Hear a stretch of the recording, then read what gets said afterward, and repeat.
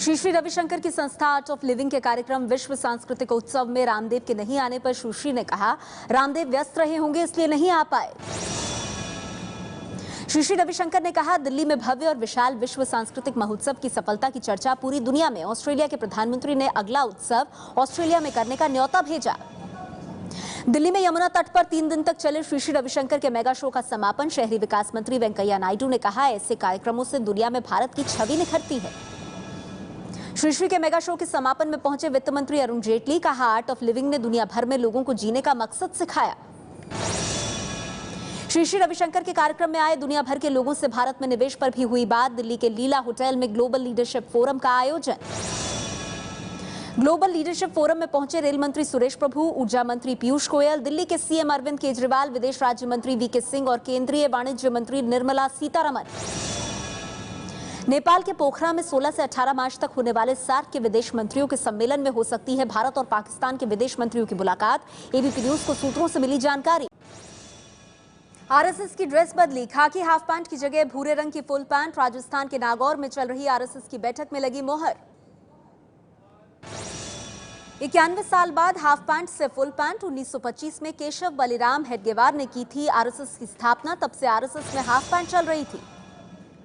RSS ने JNU में देश विरोधी नारों पर कहा, देश का हित और सुरक्षा सबसे ऊपर। कांग्रेस की ओर इशारा कर पूछा, यूनिवर्सिटी में ऐसे वातावरण को पहले की सरकारों ने क्यों पनपने दिया। राज्यसभा में नेता विपक्ष और कांग्रेस सांसद गुलाम नबी आजाद ने आरएसएस की तुलना आतंकी संगठन आईएसआईएस से की। दिल्ली में जमीयत उलेमाए हिंद के कार्यक्रम में बयान।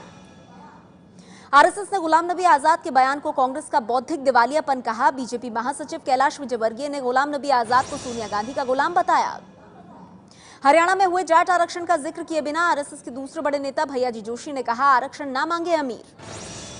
नागौर में चल रही बैठक में आरएसएस ने माना कि वो स्थापना के बाद आज सबसे अच्छी स्थिति में है। कहा, साल भर में 1 लाख युवकों को दी ट्रेनिंग। आरएसएस की ड्रेस बदलने पर कांग्रेस ने कहा, अच्छा होता ड्रेस के साथ साथ विचारधारा भी बदलते। हैदराबाद की कोर्ट ने जारी किया उद्योगपति विजय माल्या के खिलाफ गैर जमानती वारंट। पुलिस से कहा, 13 अप्रैल को माल्या को कोर्ट में पेश करें। हैदराबाद एयरपोर्ट की देखरेख करने वाली कंपनी जीएमआर और किंगफिशर एयरलाइंस के पूर्व कर्मचारियों की शिकायत पर जारी हुआ माल्या के खिलाफ गैर जमानती वारंट। आरोप है कि माल्या ने जीएमआर और किंगफिशर एयरलाइंस के पूर्व कर्मचारियों को 8 करोड़ के चेक दिए थे जो बाउंस हो गए। लंदन में विजय माल्या के घर पहुंचा एबीपी न्यूज। माल्या ने कहा, मीडिया मेरे पीछे पड़ा है लेकिन मेरे घर की सही लोकेशन नहीं पता कर पा रहा। लंदन के जिस बेकर स्ट्रीट में माल्या का ये घर है वो शहर के सबसे महंगे इलाकों में है। एक तरफ मैडम तुसाद म्यूजियम है तो दूसरी तरफ शर्लॉक होम्स के नाम पर बना म्यूजियम।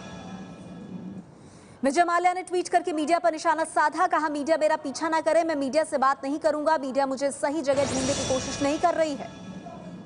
विजय माल्या ने अखबार संडे गार्डियन को दिए ईमेल से दिए इंटरव्यू में कहा, यह भारत लौटने का सही वक्त नहीं। माल्या ने संडे गार्डियन से कहा, बैंकों ने उन्हें जांच परख कर लोन दिया था। लोन देते वक्त बैंक ये भी जानते थे कि इसमें कितना रिस्क है। माल्या ने संडे गार्डियन से कहा, मेरा मीडिया ट्रायल बंद होना चाहिए। मैं कोई अपराधी नहीं हूं, सबके जीवन में नफा नुकसान का दौर आता है। माल्या ने कहा, 2 मार्च को मैं भगोड़े की तरह देश से नहीं निकला। पिछले साल मेरे खिलाफ लुकआउट नोटिस था, तब मैं देश से नहीं गया। माल्या की बंद हो चुकी किंगफिशर एयरलाइंस के कर्मचारी अनिरुद्ध बलाल ने सरकार से माल्या की संपत्ति जब्त कर कर्मचारियों का बकाया सैलरी दिलाने की मांग की। माल्या को गिरफ्तार करने की मांग। केंद्रीय वित्त राज्य मंत्री जयंत सिन्हा ने कहा है कि सभी बकायेदारों से पाई वसूली जाएगी। बैंकों को दिया है सरकार ने यह निर्देश। विजय माल्या पर कांग्रेस के मनीष तिवारी ने कहा, अगर सरकार को माल्या को गिरफ्तारी करनी ही है तो वो उन्हें देश से बाहर ही जाने क्यों देते। जेडीयू के महासचिव केसी त्यागी ने कहा, विजय माल्या को ईडी के सामने 18 मार्च को पेश होना है। अगर वो पेश नहीं हुए तो भगोड़ा माने जाएंगे। सीपीएम के सांसद मोहम्मद सलीम ने आरोप लगाया कि विजय माल्या को भगाने में मोदी सरकार ने सीबीआई के जरिए मदद की। माल्या और सरकार के बीच डील। प्रवर्तन निदेशालय यानी ईडी के निदेशक कर्नैल सिंह ने की गृह मंत्री राजनाथ सिंह से मुलाकात। माल्या के खिलाफ जांच कर रहा है ईडी। यूपी कैबिनेट मंत्री आजम खान के साध्वी प्राची पर दिए गए बयान के बाद साध्वी ने आजम पर साधा निशाना। कहा, आजम मुजफ्फरनगर दंगों के गुनहगार हैं। मुझसे प्यार न करें, देश से प्यार करें। यूपी के शहरी विकास मंत्री आजम खान ने कहा था, साध्वी प्राची से प्यार है लेकिन आरएसएस वाले इसे लव जिहाद ना कहने लगे। ओडिशा के मलकानगिरी में 57 नक्सलियों का पुलिस के सामने सरेंडर करने वाले नक्सलियों में 25 महिला नक्सली भी शामिल। पीएम मोदी भी करेंगे पश्चिम बंगाल में चुनाव प्रचार। बीजेपी के लिए 7 सभाएं करेंगे प्रधानमंत्री मोदी। पीएम मोदी 26 मार्च को पश्चिमी मिदनापुर में करेंगे चुनाव प्रचार। पश्चिम बंगाल बीजेपी अध्यक्ष के लिए रैली। कोलकाता के बेहाला में ममता बनर्जी की चुनावी पैदल मार्च। लेफ्ट और कांग्रेस के बीच पर्दे के पीछे हुए तालमेल पर बरसी। पश्चिम बंगाल के सिलीगुड़ी से ममता बनर्जी की पार्टी टीएमसी के उम्मीदवार फुटबॉलर खिलाड़ी बाईचुंग भूटिया ने किया चुनाव प्रचार। संपर्क अभियान चलाया। भूटिया सिलीगुड़ी में इंटरनेशनल क्रिकेट मैच कराने के लिए बीसीसीआई से करेंगे मांग। चुनाव प्रचार के लिए फुटबॉल के मैदान में खिलाड़ियों के साथ भी वक्त बिताया। बाईचुंग भूटिया पिछले लोकसभा चुनाव में भी टीएमसी के उम्मीदवार के तौर पर लड़े थे, लेकिन चुनाव हार गए थे। पश्चिम बंगाल में 4 अप्रैल से शुरू होंगे चुनाव। सीपीएम ने कहा, बाईचुंग भूटिया फुटबॉल खिलाड़ी अच्छे रहे हैं, लेकिन राजनीति का मैदान उनके लिए आसान नहीं। अभी राजनीति सीखने में वक्त लगेगा। पूर्व क्रिकेटर लक्ष्मीरतन शुक्ला ने पश्चिम बंगाल के हावड़ा में किया चुनाव प्रचार। हावड़ा सेंट्रल विधानसभा क्षेत्र से शुक्ला टीएमसी के उम्मीदवार हैं। बजट में लगाई गई 1% एक्साइज ड्यूटी पर थम नहीं रहा विरोध। दिल्ली में सर्राफा कारोबारियों ने निकाला कैंडल मार्च। दिल्ली समेत देश भर के सर्राफा कारोबारियों की हड़ताल आज 12वें दिन भी जारी रही। बेमियादी हड़ताल का कर चुके हैं ऐलान। करोड़पति किसानों से वसूला जा सकता है income tax. CBDT Patna high court में 20 मार्च तक दाखिल करेगी रिपोर्ट। पटना हाईकोर्ट में दाखिल एक जनहित याचिका से पता चला है कि पिछले 9 सालों में 2746 किसानों की आय 1 करोड़ से ज्यादा। जनहित याचिका से हुए खुलासे के बाद आयकर विभाग ने हाईकोर्ट को बताया है कि सीबीडीटी 20 मार्च तक अपनी रिपोर्ट दाखिल करेगी। इसके बाद हो सकता है विचार। यूपी के मुरादाबाद में बीजेपी सांसद वरुण गांधी की रैली के दौरान मंच टूटा। हादसे में कोई घायल नहीं। मंच पर भारी भीड़ दिख रही थी। मुरादाबाद में टूटे हुए मंच से ही वरुण गांधी ने किया रैली को संबोधित। कहा, सर्राफा कारोबारियों पर 1% एक्साइज ड्यूटी लगाने पर पार्टी के अंदर बात करेंगे। वरुण गांधी की सभा में सर्राफा कारोबारियों ने किया हंगामा। वित्त मंत्री जेटली के खिलाफ हाय हाय के नारे लगाए। वरुण गांधी की सभा में नारेबाजी कर रहे लोगों से बीजेपी कार्यकर्ताओं ने की मारपीट। वरुण ने कार्यकर्ताओं को किसी तरह संभाला। कल रात बारिश और आंधी के वक्त आकाशीय बिजली गिरने से वाराणसी के रत्नेश्वर महादेव मंदिर का गुंबद टूटा। मंदिर को भी नुकसान। वाराणसी के मणिकर्णिका घाट पर बने जिस रत्नेश्वर महादेव मंदिर पर बिजली गिरी वो करीब 250 साल पुराना है। रत्नेश्वर महादेव को अहिल्याबाई होलकर की दासी रत्नाबाई ने बनवाया था। ऐतिहासिक काशी विश्वनाथ मंदिर के पास ही है ये मंदिर। रत्नेश्वर महादेव मंदिर के पास घनी आबादी वाला रिहायशी इलाका। आकाशीय बिजली अगर मंदिर के बाहर गिरती तो जानमाल का भारी नुकसान हो सकता था। यूपी के मेरठ में बारिश की वजह से एक मकान गिरा। मलबे में दबकर एक ही परिवार के 3 बच्चों समेत 5 लोगों की मौत। गाजियाबाद के राजनगर इलाके में रेलवे लाइन के पास से एक महिला का शव लोहे के बॉक्स से मिला। मृतक की शिनाख्त नहीं हो पाई है। कई दिन पुराना है शव। लखनऊ में एनआरएचएम के अस्थायी कर्मचारियों ने अपनी नौकरी पक्की करने के लिए किया प्रदर्शन। प्रदर्शनकारियों पर पुलिस ने जमकर चलाई लाठी। कानपुर में पुलिस ने एक साइबर ठग को दबोचा। बैंकों के नाम से फोन करके अकाउंट की जानकारी हासिल करता था। उसके बाद अकाउंट से पैसे उड़ा लेता था आरोपी। मेरठ की छवि को संवारने के लिए आयोजित मैराथन दौड़ में जमकर हंगामा। तोड़फोड़, प्रशासन पर लोगों से पैसे लेकर इंतजाम नहीं करने का आरोप। लखनऊ में रेप पीड़ित 7वीं क्लास की नाबालिग छात्रा ने खुद को आग लगाकर खुदकुशी की। लापरवाही बरतने पर एसएसपी ने थाना प्रभारी को किया निलंबित। पंजाब के संगरूर के लापता 8 लोगों का पता चला। 6 को निकाला गया। 2 को निकालने की कोशिश जारी। कुल्लू के चंदखानी दर्रा में फंसे हैं छात्र। संगरूर के एक निजी कॉलेज के ये 7 छात्र ट्रैकिंग के लिए कुल्लू गए थे। कुल्लू में अपने गाइड के साथ लापता हो गए थे छात्र।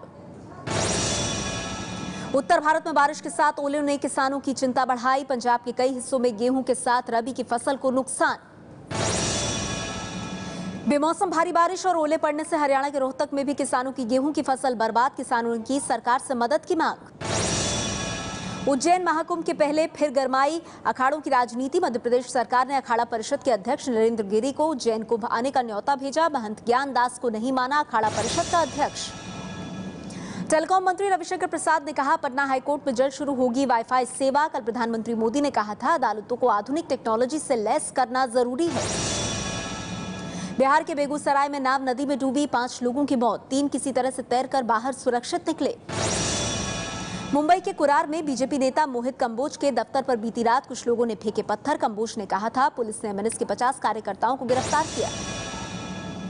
मुंबई में बीजेपी के उत्तर भारतीय प्रकोष्ठ के नेता मोहित कंबोज ने राज ठाकरे को उत्तर भारतीयों के ऑटो रिक्शा में हाथ लगाने पर परिणाम भुगतने की चुनौती दी।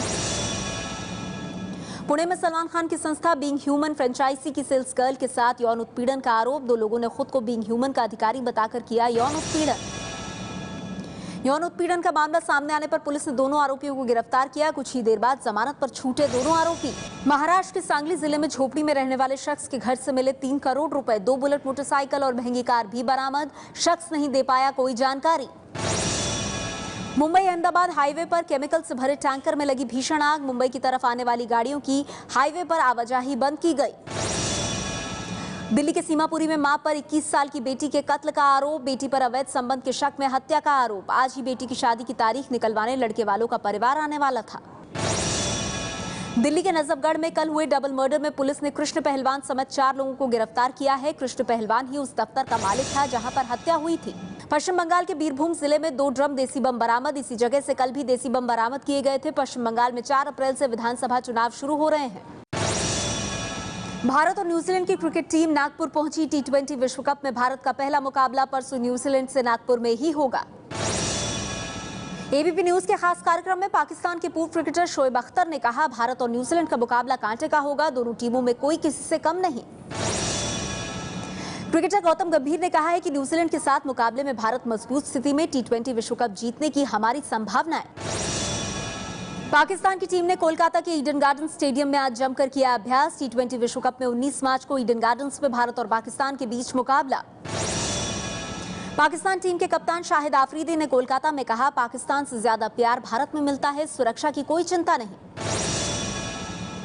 भारत के स्टार मुक्केबाज विजेंदर सिंह ने अपने चौथे पेशेवर मुकाबले में भी दर्ज की धमाकेदार जीत। ब्रिटेन में हुए मुकाबले में हंगरी के अलेक्जेंडर होरवाथ को हराया।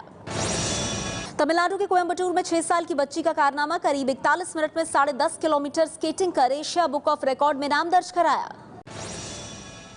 इंटरनेट ब्राउजर ओपरा ने नए अपडेट के साथ किया है बड़ा बदलाव। ब्राउजिंग करते समय वेबसाइट पर दिखाए जा रहे विज्ञापन को ब्लॉक किया जा सकेगा। स्मार्टफोन निर्माता कंपनी लीएको के स्मार्टफोन LE1S के नए वर्जन LE2 की खबरें लीक रिपोर्ट्स के मुताबिक इस फोन का नाम LE2 प्रो होगा। खबरों की माने तो LE2 प्रो स्मार्टफोन में 4 GB की शानदार रैम होगी। साथ ही पहले वर्जन से दमदार फिंगरप्रिंट सेंसर से लैस होगा ये स्मार्टफोन। होली पर गूगल का धमाकेदार offer. Smartphone LG Nexus 5X पर 4,000 रुपए की छूट 27 मार्च तक। 14 दिनों तक चलने वाले ऑफर में LG Nexus 5X को फ्लिपकार्ट और Amazon से खरीद सकते हैं। दिल्ली की सड़कों पर बेफिक्र अंदाज में घूमते रहे अमिताभ बच्चन। किसी ने अमिताभ को नहीं पहचाना। अमिताभ ने अपने ब्लॉग में शेयर की फोटो। अमिताभ ने खुद सोशल मीडिया पर अपनी नई फिल्म पिंक का खुलासा किया। अमिताभ के साथ तापसी पन्नू नजर आएंगी। निर्देशन अनिरुद्ध रॉय कर रहे हैं। अमिताभ पिंक फिल्म के शूटिंग के सिलसिले में दिल्ली में अपने घर सोपान में ठहरे हुए हैं। सोपान से अमिताभ को गहरा लगाव है। हिमेश रेशमिया की फिल्म 13 सुरूर ने शनिवार को किया करीब 2 करोड़ का कारोबार। 2 दिनों में कुल 3 करोड़ 88 लाख कमाए। शाहरुख खान ने ट्विटर पर जताया अपने बच्चों के लिए प्यार। अपने दोनों बच्चों की आंख के साथ अपनी आंख की फोटो शेयर कर कहा कि हम तीनों की आंखें एक जैसी हैं। अभिनेता अनुपम खेर ने कहा कि उन्हें दिन रात देश के लिए काम करने वाले पीएम का चमचा कहलाने में कोई एतराज नहीं है। अरबाज खान और मलाइका अरोड़ा के तलाक को लेकर चल रही अटकलों के बीच अरबाज के पिता सलीम खान ने टिप्पणी से इनकार किया। कहा, बच्चों की निजी जिंदगी में दखल नहीं देते। मीडिया रिपोर्ट्स के मुताबिक अरबाज मलाइका की शादी बचाने की सलमान खान की कोशिशों पर पानी फिर गया है। अभिनेता वरुण धवन ने साफ किया है कि फिलहाल उनकी शादी की कोई योजना नहीं है। हाल ही में अर्जुन कपूर ने वरुण धवन को एक अच्छा हाउस हस्बैंड बताया था। अर्जुन करीना की आने वाली फिल्म की एंड का में अर्जुन कपूर एक हाउस हस्बैंड की भूमिका में है। वहीं करीना एक वर्किंग वुमन के किरदार में नजर आएंगी।